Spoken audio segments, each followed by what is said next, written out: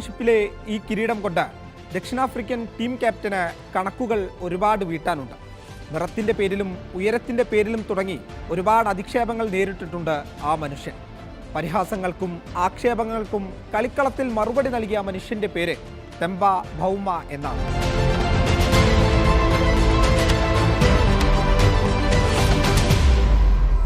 ദക്ഷിണാഫ്രിക്കൻ ടീമിലെ പല താരങ്ങളുടെയും പടം കേരളത്തിലെ പല ക്ലബ്ബുകളുടെയും ചുമരുകളിൽ നമ്മൾ കണ്ടിട്ടുണ്ട്.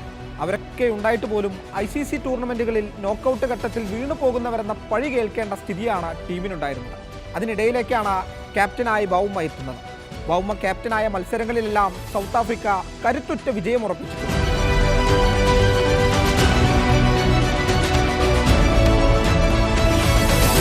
ലോക ടെസ്റ്റ് ചാമ്പ്യൻഷിപ്പിന്റെ ഫൈനലിൽ കാലിന് പരിക്കേറ്റിട്ടും തളരാതെയാണ് ഭൗമ അർദ്ധ സെഞ്ചുറി പൂർത്തിയാക്കിയത്.